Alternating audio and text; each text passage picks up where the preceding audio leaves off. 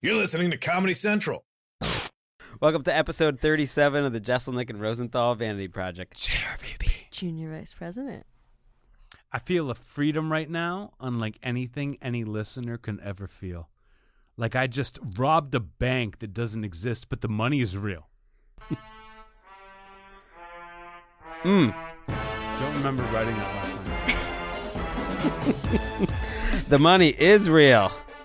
Checks are getting cleared because Anthony just wrapped up his 6-episode run Tuesday night. We're taping this late night for the podcast, and you're coming straight from the stage, right? Straight from the stage. I did the last episode.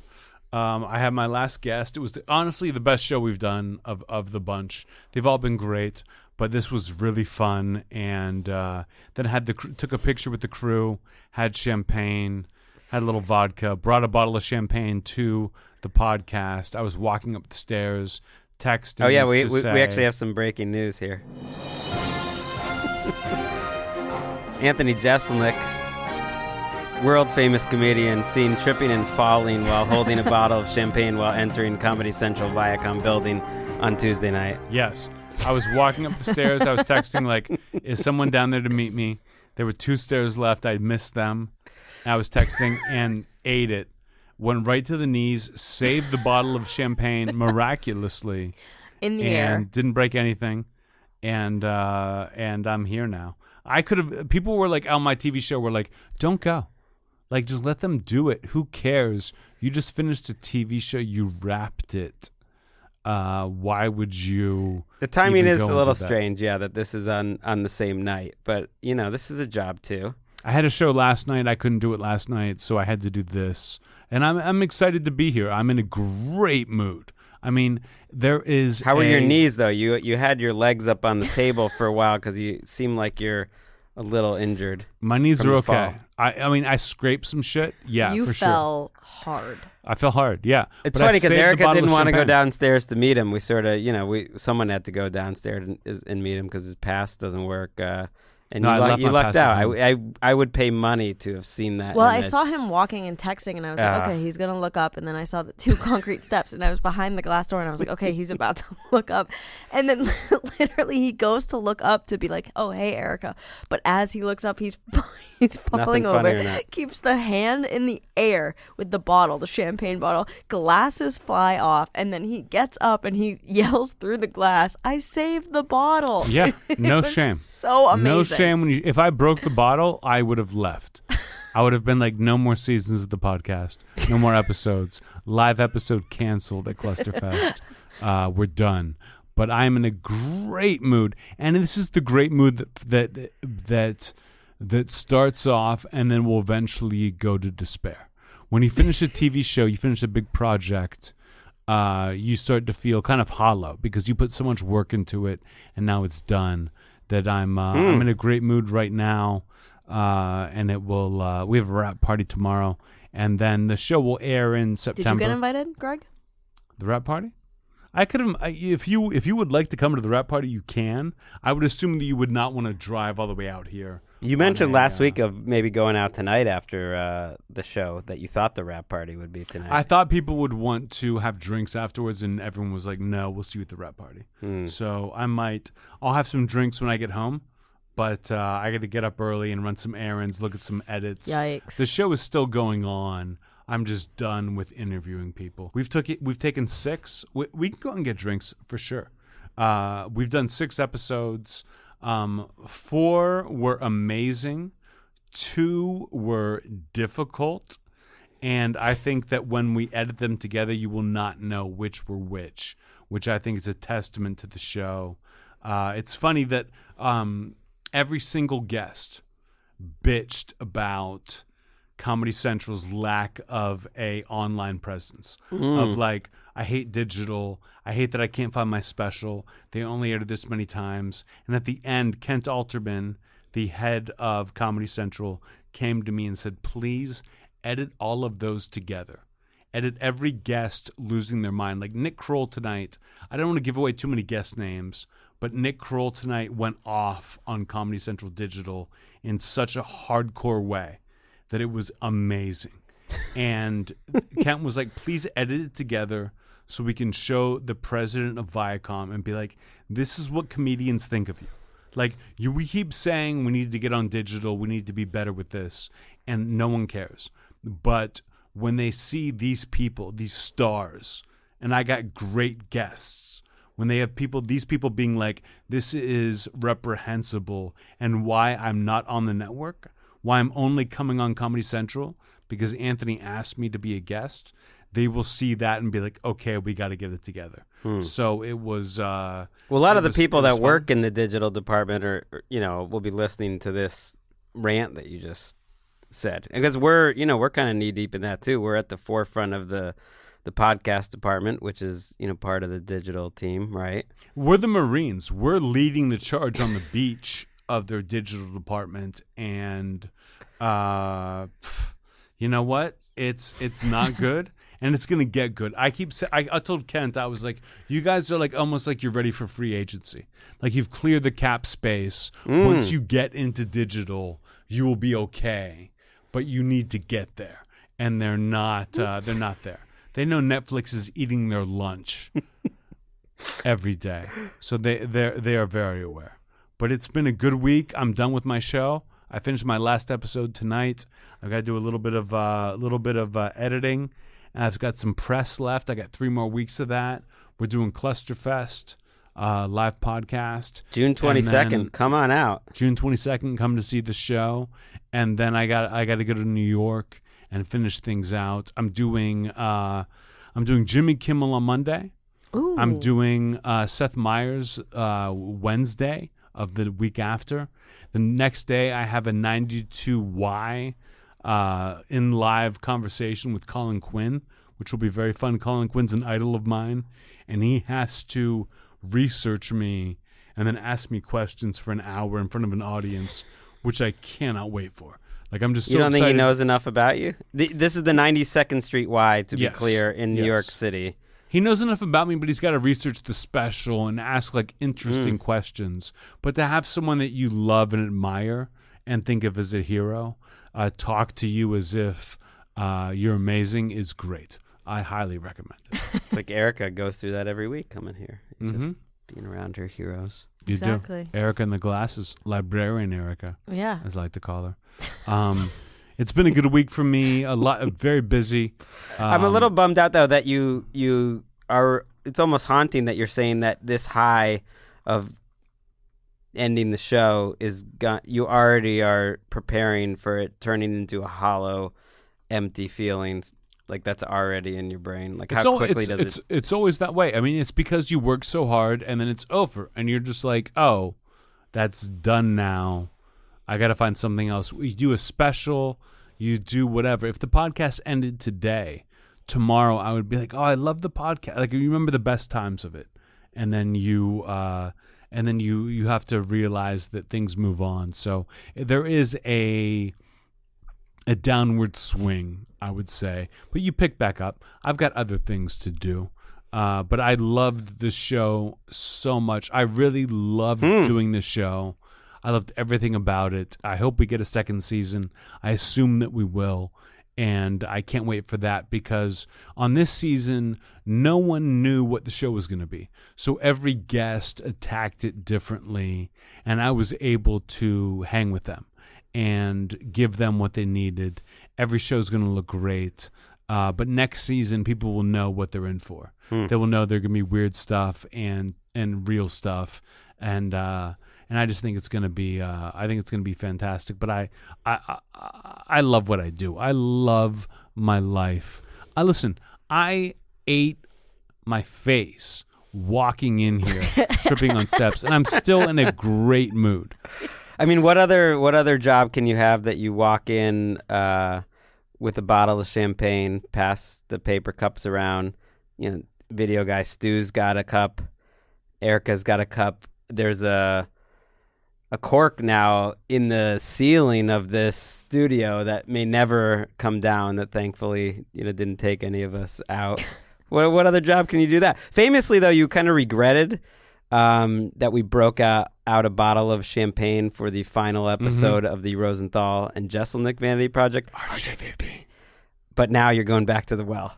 Yeah. Before it was like, this is embarrassing. They were a little bit drunk. Now I'm like, oh, let me turn it on so I can come here and do this. It's been a great week, and it got even better today. I got great news. My dad is turning 70 on August 31st. And I was like, what's a good birthday present?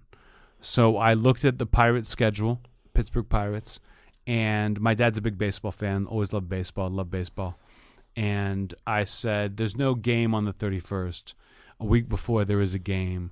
Can I get my dad to throw out the first pitch? No way. Stop. And talked to my publicist, talked to my manager, and they were like, yep, August 24th. If you're in Pittsburgh, you want to go to a game, August 24th, Pirates versus the Reds, I believe. My dad will be throwing out the first pitch to celebrate his 70th birthday, and I will be catching. What? That's They so cool. They want me to catch, and I couldn't be more excited. Well, yeah, it would be. It's a good thing you're catching, because otherwise it would just be like, here's Anthony Jeselnik's dad. And everyone would be like, what? What's happening right now? I think it'll be funny. I mean, it still will be funny, and there'll be a little bit of that, but it will make more sense that here's Pittsburgh resident and world famous comedian Anthony Jeselnik and his dad on his dad's birthday. It's funny that we have the same name. They might cheer when Tony. they hear his name and be like, they might. Does he go by Anthony though ever? Occasionally, because it is Anthony, but he goes by Tony. Right. They might say Tony Jeselnik. Catching is his son, Pittsburgh's own comedy star, Anthony Jeselnik. And I told him today, and he was so thrilled. He was so happy. That's and the weekend unbelievable. before his birthday, like his birthday's the 31st. All their kids are coming in for the 31st. His friends from college and like his friends from life are coming the weekend before. So they're going to stay, watch the game, come to the game, see that. It's a day game. I couldn't be so more cool. happier. Yeah. It's very Dang. cool. I mean, I made a surprise appearance at my mom's 70th birthday party. She didn't know I was coming in. It was right around New Year's, which is during the football season. And, she lives on an island in Massachusetts, so tough to get. So that was like a big surprise. But, I can't compete with throwing the first pitch out at a game. People say, like, money doesn't buy happiness or whatever, but, like, it can get you moments like this. Yeah. I was thrilled to tell my dad to be like, I'm just warm saying. up, get it together. I don't want to surprise you with this. I want you to know you got to throw a strike. You want to be George Bush after 9/11, throwing that strike. And I honestly, I do not believe I will catch it, because I've never held a catcher's mitt. I've never played catcher. Well, just bring your own. Use a regular mitt. I mean, I know you're not like a natural baseball player, but catching a baseball, please. If you can't do that, then don't worry about your dad throwing a strike. I'm one of It's the worst easy. baseball players of all time. I haven't caught a baseball in years. It'll be a disaster. But I'm very happy my dad will get to walk out in the middle of the field and throw a pitch. It's a great 70th birthday present. My siblings are all furious. They're all like, hey, Yeah. we wanted to get him a watch, and now you're doing this. We're screwed. That's amazing. I want to see that. That's so cool. It'll be cool. Tony. It'll be great. Yeah, Tony's very excited. My mom is excited. I cannot wait for that. So that's a few months from now. But if you're in Pittsburgh listening to this, you want to see something cool, go to the August 24th day game on Sunday against the Reds and watch history. I want to get there somehow. I want to work out some sort of like, can I go cover the Steelers preseason game that weekend or something like that? You could get there. and figure it out. I'd fly you out. I'd fly you out for my dad's birthday. It's that big a deal. It's 70. It's 70. My dad is healthy, mentally there, and still doing it. My mom, mentally gone, but physically still doing very well. I mean, you can start practicing now. It's not that hard to catch a baseball. Let's put some work into this. If you can keep that champagne bottle above ground while you trip and fall, I mean, that was shows a graceful. level of athleticism. I just want to stay in front of it. You know what I mean? I'm not worried about catching it. More as like I don't want it to get by me. I want to be able to kind of get the ball, run up, give him a hug. I'm wondering, should I give him some signs and then do like a pitcher's mound meeting where I'm like, hey, we're doing this, and then come back. But Or just like have him like step off a lot and get the crowd to boo, like it's like the Toronto crowd after Kevin Durant's injury, and they just like get really sick of you. to defend Toronto, they turned it around pretty quickly once they realized how serious it was. I do not blame Toronto for that. Wow, But, hey, getting serious. We're getting into sports. Erika, how was your week? It was good. It was good. Really good week. LA Pride was this past weekend. A bunch of friends were out. There were a bunch of You parties. texted me Saturday. Yeah. We didn't hang out, but you texted me. I appreciated that. I like that you don't feel like you need to invite me to things that a 40-year-old man would not be invited to. Right. You're just like, hey, I know you said this to be nice, but I'm doing my own thing. Right. I like that. But yeah, just Pretty much anything she does would be something that a 40-year-old man wouldn't be at, which makes sense. Of course. And I don't want to be at a thing with a bunch of kids. I don't want that. I wasn't like, oh, Erika doesn't include me. I'm like, yeah, Erika, enjoy yourself. I'm good. These glasses make you look even more like a kid. It's a cute. kid. That's cute. Yeah. Really, I was kind of going for like edgy, sort of, like. I feel like it's either more, I think it's more like you're bounding down the stairs on Christmas morning. It Like, just really goes to excited show about my what's not open. sex appeal that I put on like glasses. It's like, now you look like a kid bounding down the stairs on Christmas morning. I don't think so. I think it makes you look like more serious, like almost too serious. Okay. Like it's like, oh, fuck, do I have cancer? You know what I mean? Erika's talking to me. How was your week, Greg? It's good. What'd you do? Did you tape 6 episodes of a TV show? No. I mean, I was on a TV show though. Shout out to Up to the Minute, on NFL Network. I'm on that every week. We have that's wrapping up actually. Takes about 2 months off before training camp. This is kind of like the end. It's already been quiet in my work life, but it gets real quiet for about 6 weeks. So I've been in this NFL game now for like more than 15 years, and I try to realize that the times of the year that are slow and stay in the moment, actually like enjoy those times, but I don't really end up enjoying them that much. No. You know what I mean? Like when it gets slow and you're like, okay, this is what I've been waiting for all year. Is that really that satisfying in the end? No, you get like a little itchy. You don't want to get too complacent, even though I have a little more, flexibility than I used to. You like the adrenaline a little bit that comes with it. Yeah, I get that. I get that totally. Shout out to the FedEx guy in my neighborhood, by the way, who just yelled out his door this week, though, saying, "Good luck at the ringer." Yeah. Really? I mean, that was like a deep cut of the Jeselnik and Rosenthal Vanity project. JRVP. Junior Vice President. For close listeners of the show, you would know that we've had the contract negotiations going on with Comedy Central, and we'll get to that. Their struggling digital department. Yeah. And the ringer is another possible option. And so this guy, who I have met before, one time he came up and he was a listener a couple weeks ago and came up to me. But this time he just like yelled it out the window. And that's the kind of reach we have right now. That's pretty cool. We've reached all the drivers. So everyone had a good week. That sounds fantastic. Let's get into, did we get any notes?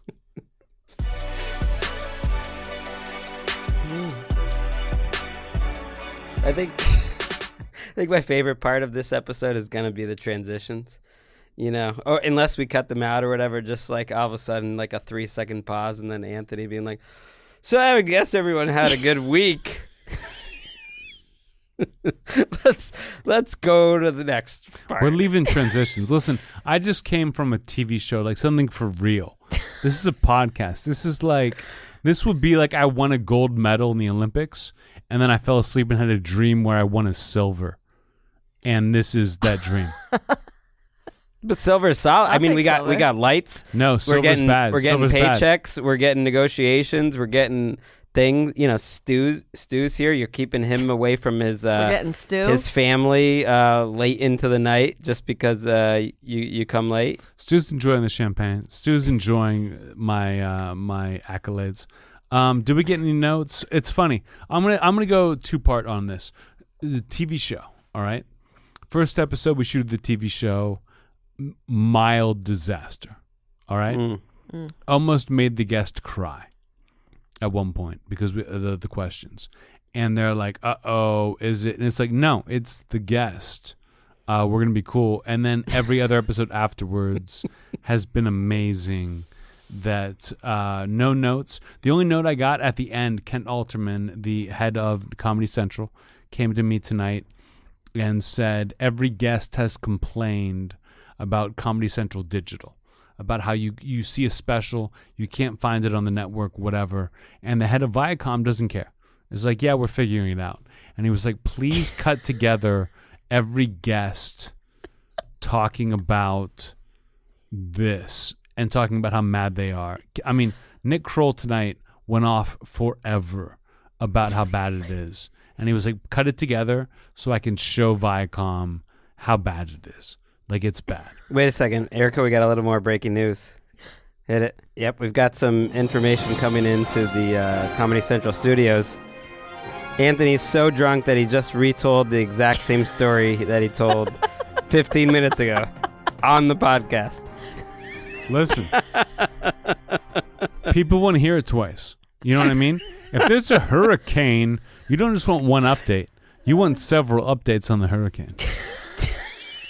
I bet Kent's That's a pretty good save. That was Kent's, a good save. Kent's listening right now, being like, nodding his head, being like, yeah, this is why we're giving them more seasons. And what about everyone else that's been working in the digital department for the last It's few like years? 3 guys who got hired yesterday who have no idea what they're talking about. They don't know anything. I'm saving this network on multiple fronts. I am. You are the network. I'm D-Day. All right? I'm storming the beaches. And I'm living. I'm not getting killed. I'm living. A lot of D-Day memories this week. You know, the anniversary and all that. It feels fitting. I did not know at all. There was a point tonight where I told did not feel bad for where they were like, we're cutting that. And I was like, why? Why would you do that? I don't feel bad. Bad things happen to people all the time. It's okay. Well, it's okay. You can now have it on your podcast. On our podcast. The one that could It's my podcast. potentially get me fired from my actual job. But did we get any notes? We're negotiating. Things with Comedy Central are going well. I liked the first pass.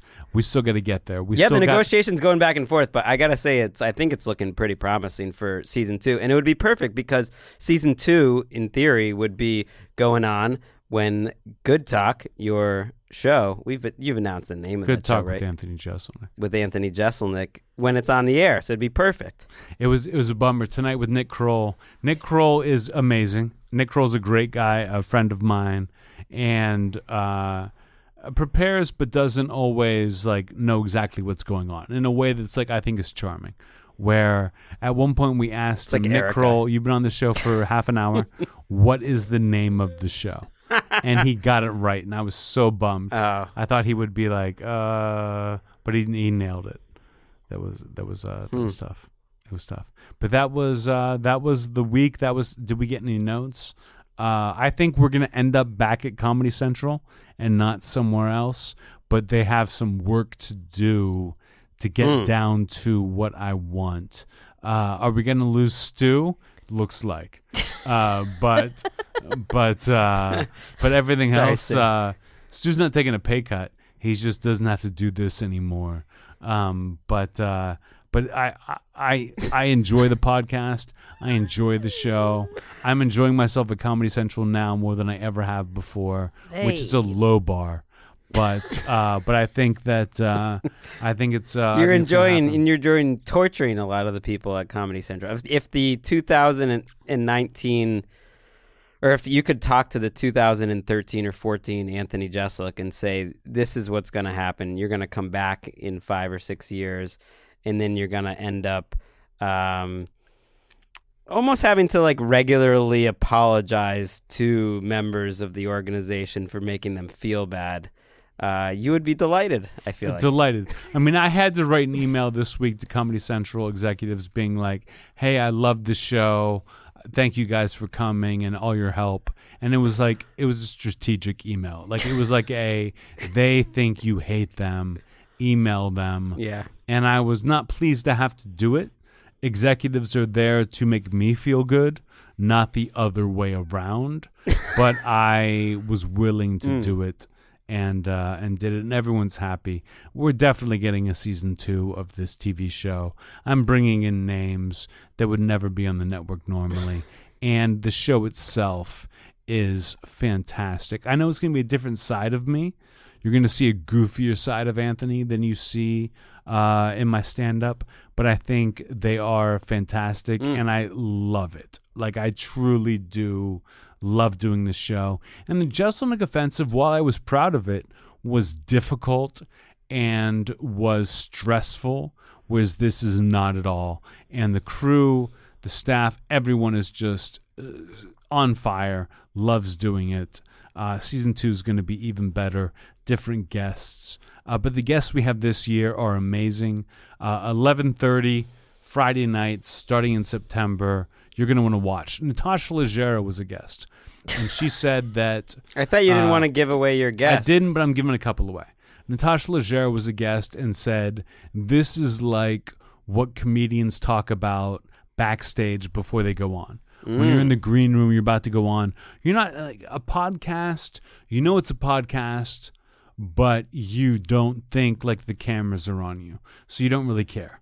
But on this show, it's like talking on a podcast, but it's a TV show that makes a certain amount of pressure put on you.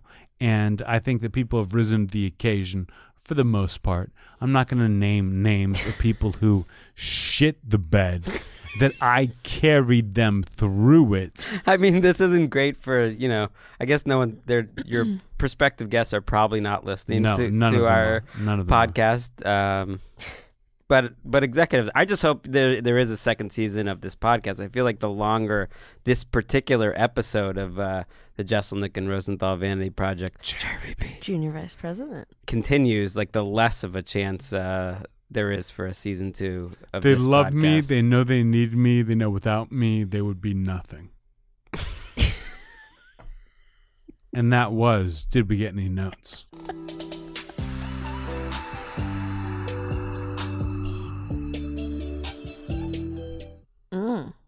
That was chill. I like it. I took a sip of champagne during that break. My mom's listening to this being like, is he drunk on the show? Yes, Mom. I had some drinks with my crew. We took a crew picture, had some drinks, and then came over here and did this, even though I didn't have to. I could have taken the week off and been like, hey, I'm doing the show. But I wanted to do both because I want my mom to know what's up. Talk about my dad throwing out the first pitch. I want to give these things to the people. Now it's time for a little something I like to call Erika's Corner.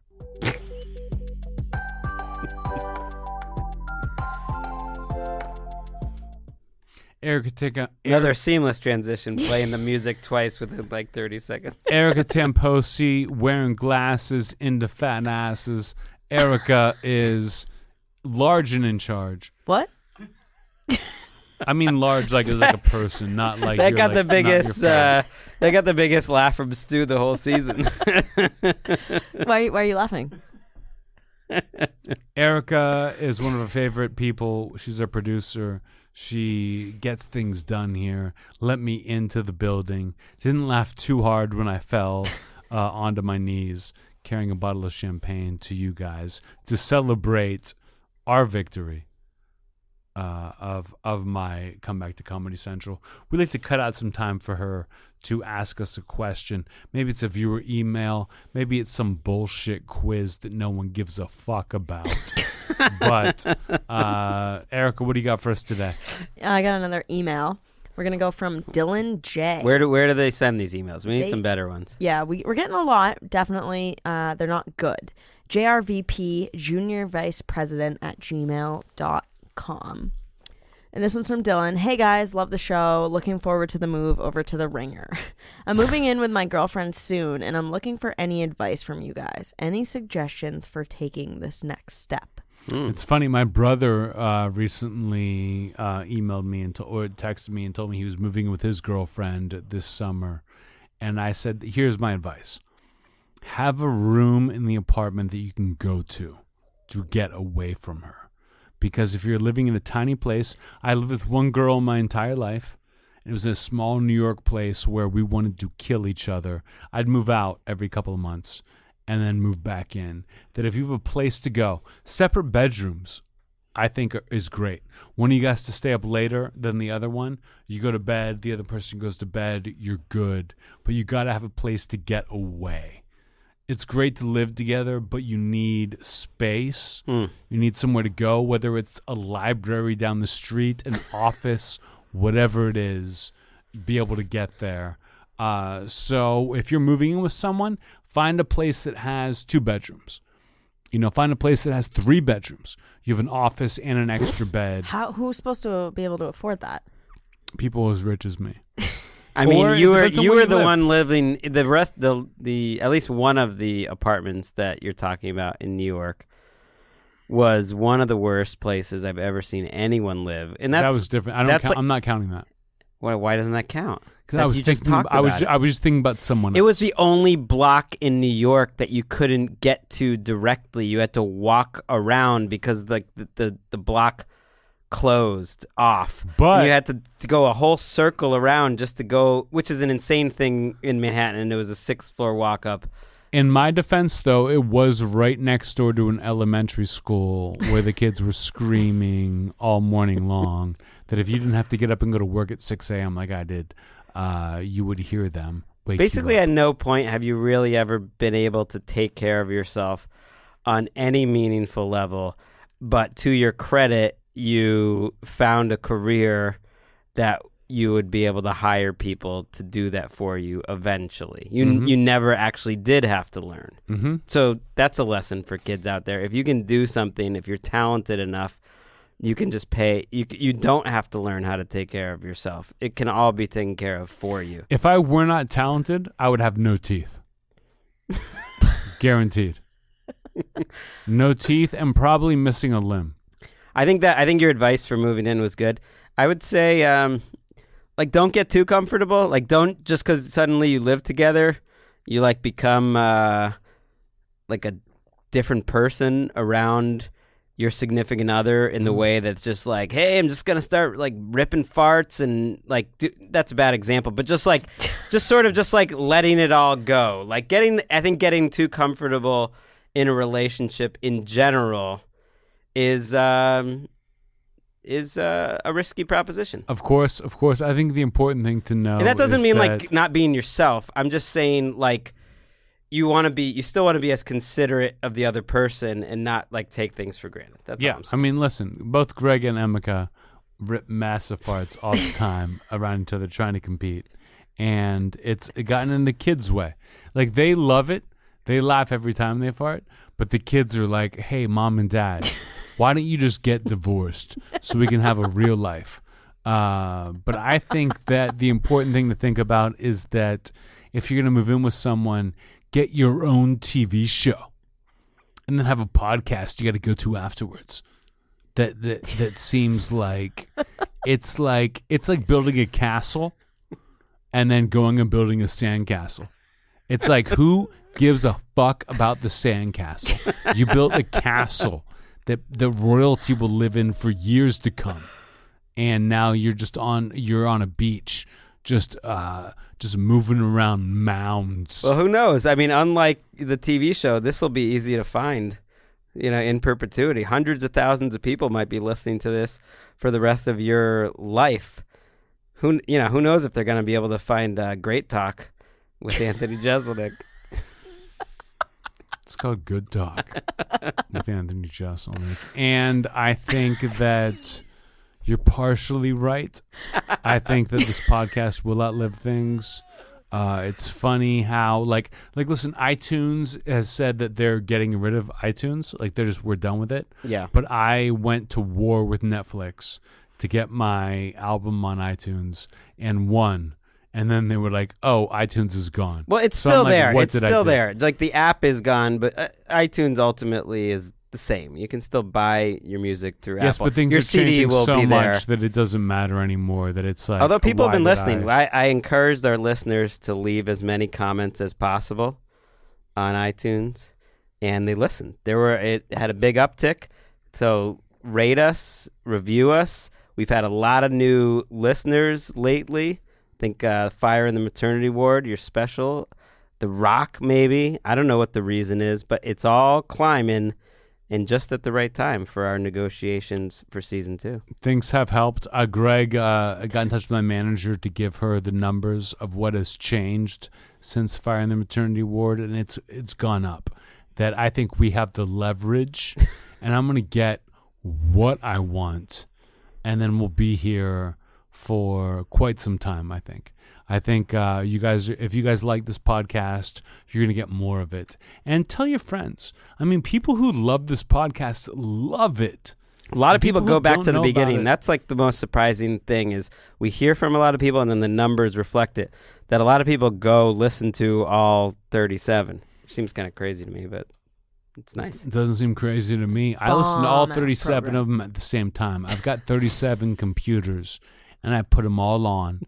And I put on each episode at the same time. I listen to it once. And the cacophony just feels good to me. And that was Erika's Corner. Shine on, you crazy glasses diamond.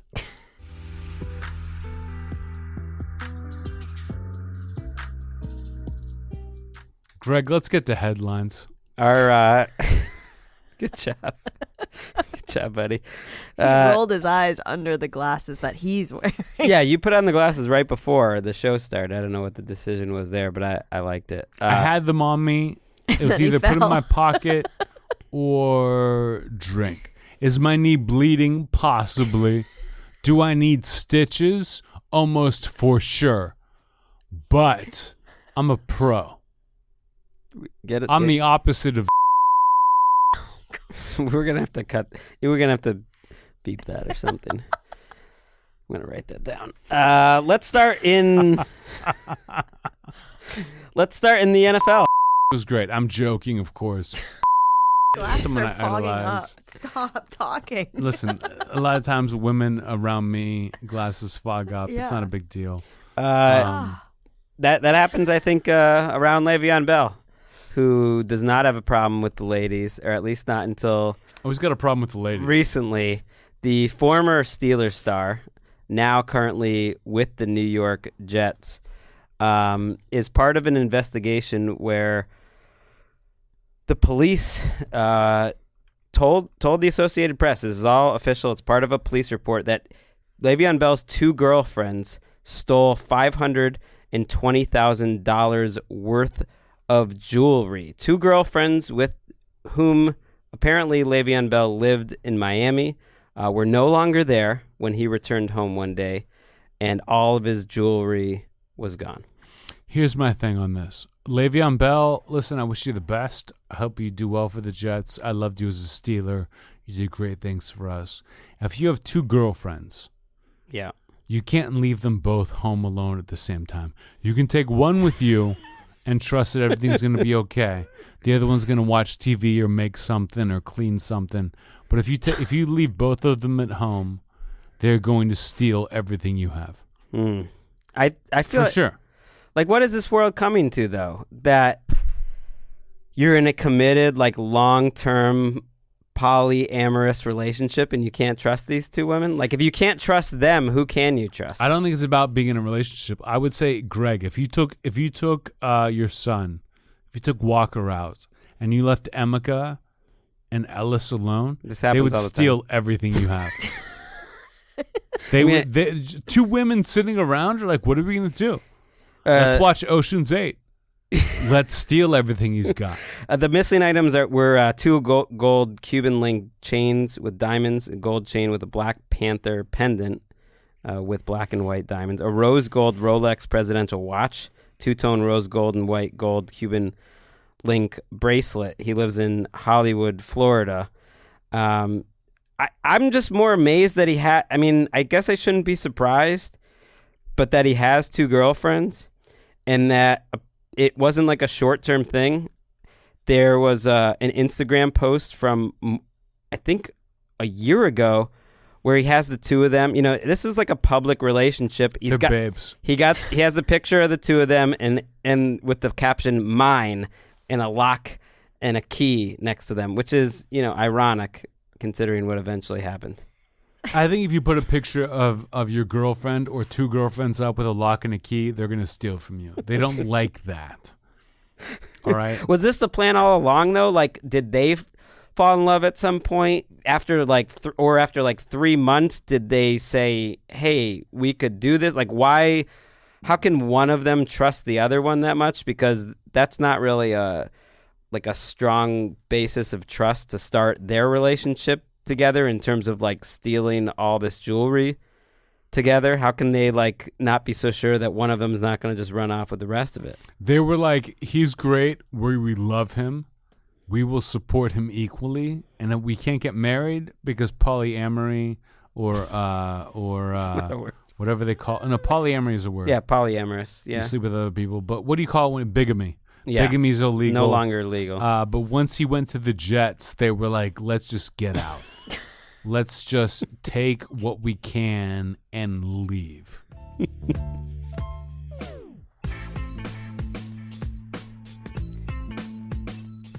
This is a wild one. I think if someone started with this episode, they'd be like, oh my God, why does anyone have a job? If you knew the money we made for this podcast without advertisement, you would be shocked. Hit us up, advertisers. Santa Anita Racetrack. Maybe they could be an advertiser for season 2. They've been in a lot of hot water all year. Horses keep dying there. It's in California, as you know, Anthony. The 29th horse of the year died at Santa Anita Racetrack. This was last week. A 3-year-old filly named Truffalino, which happened only a day after officials told the track management to stop racing before more horses died. There was another horse that died last week. Had a hurt shoulder. There was one with a hurt pelvis. It's a little mysterious why so many horses keep dying there, but it keeps happening. Here's my take on this. Who cares about horses? They're animals. It's like, oh, my cat passed away. Oh, it did? Oh, I'm sorry. You going to be all right? You going to be at work tomorrow? Because you better be. You can take an evening to drink some like extra chamomile, or you can have a glass of wine. But if your horse dies, if it's a racing horse and it dies, it died doing its civic duty. All right? Every time a soldier dies, we don't just stop what we're doing and sing the Pledge of Allegiance. Horses are the soldiers. Horses are the soldiers of pets.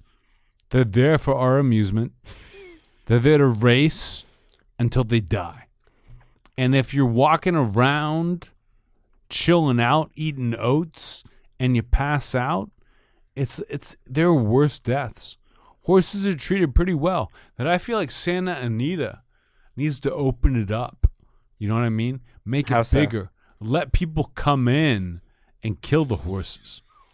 Let people come in and ride the horses till they die. Get obese people to ride the horses and break their backs. What the fuck? If you don't like this, you're not going to like Good Talk with Anthony Jeselnik, because Good Talk asks the hard questions, like, should horses be allowed to live? I would say kill them all at birth. They're too big. Horses are too big. If you can fit a saddle on you, you shouldn't be alive. You should be dead. I think Santa Anita, I want to go there right now. I want to go there right now with a pellet gun. What would that do? And I mean, shoot 'em. I had like a take of like, well, it is kind of a confusing moral thing that we just eat animals all day. So, you know, these are dying for the riding. Like, where is the line here? But I think you've really put it in starker Eat the horse terms. raw. Eat it where it is. When it hits the ground, start eating it. Put the tent up over it so no one can see you eating the horse. That's my take. And I'm a TV star.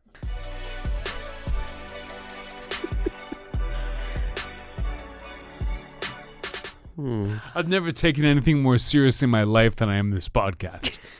If you're listening right now, know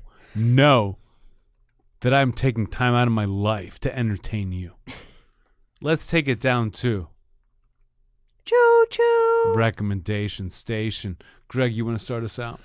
Sure. I'm going to start with a podcast, and this one might annoy Anthony, but I'm keeping it real. I'm keeping it with what I enjoy, and I'm going to recommend the Conan O'Brien Needs a Friend podcast. Okay, I'm with this. I thought you were going to recommend some NFL bullshit. I love podcasts. I love listening to podcasts. I love interview podcasts in general.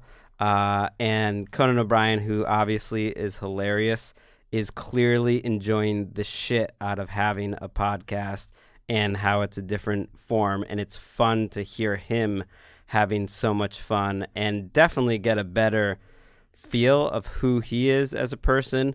And all the people that are on his show have been great, but like the ones that he's friend or has like a relationship with outside the show, it's particularly great. Like Timothy Oliphant was on, you would enjoy that, and that dude was fucking bonkers, but amazing. He's and so hearing crazy. and but there are other Bill Hader, like a ton.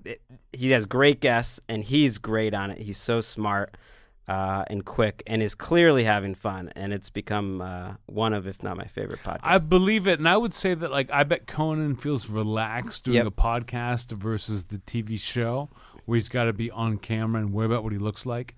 Whereas my TV show, I feel like I'm doing the podcast thing without worrying about what I look like, because I look like, Erika, how would you describe me, what I look like?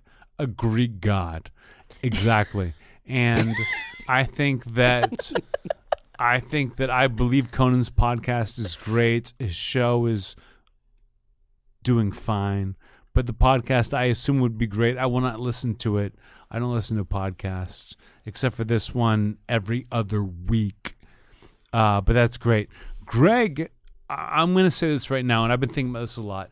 Gregg has been killing me in terms of book recommendations. Gregg sounds like he's a Nobel Prize awarder. Like, he's not the guy who writes the book. I could he's be a like book critic. The guy who you could easily be a book critic and nail it, because every book you recommend, I'm like, oh, that sounds great. And I started reading Conversations Between Friends. Conversations with Friends by Conversations Sally with Rooney. Friends by last week. Started reading. I finished my book that I'll recommend in a second.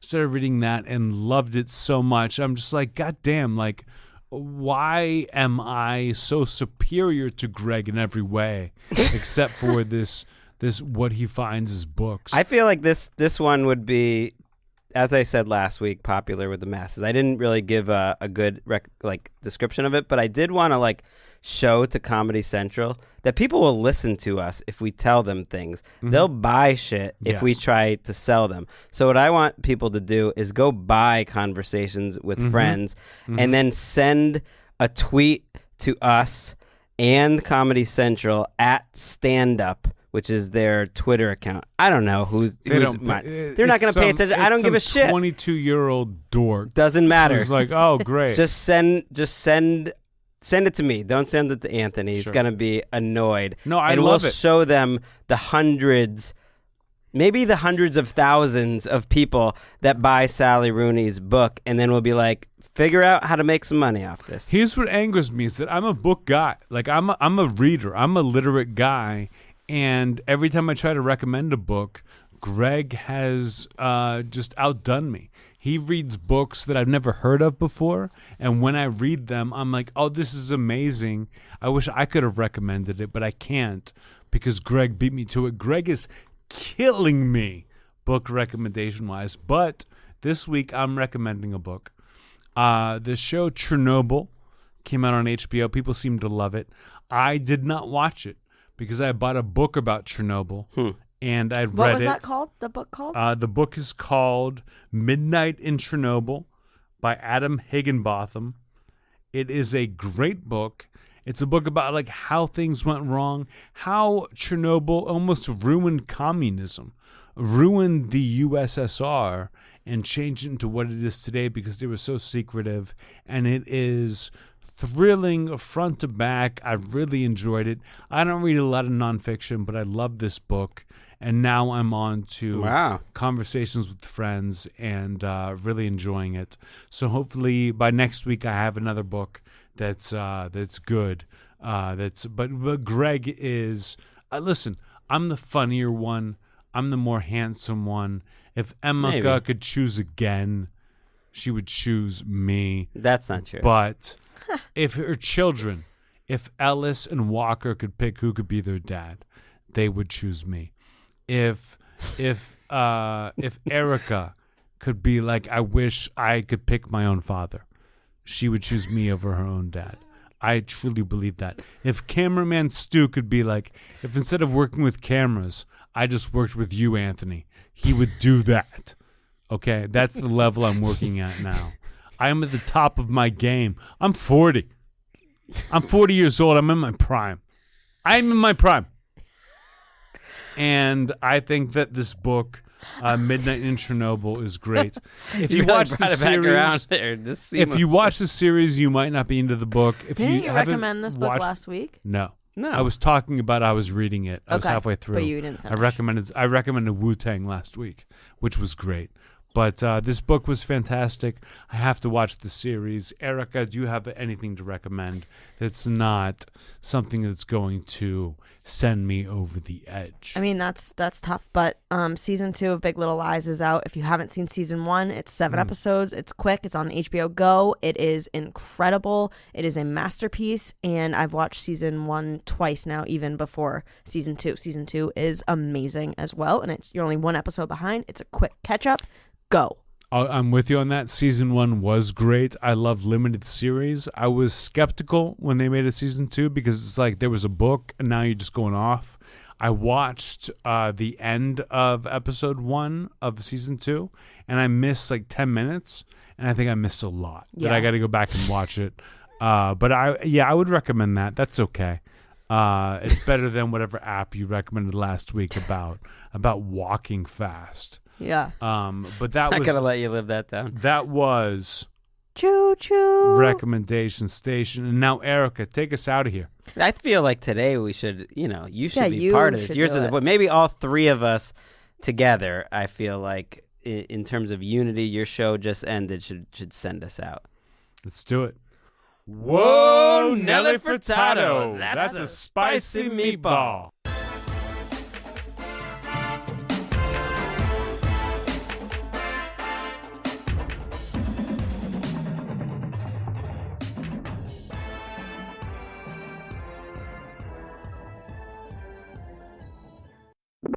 This has been a Comedy Central podcast.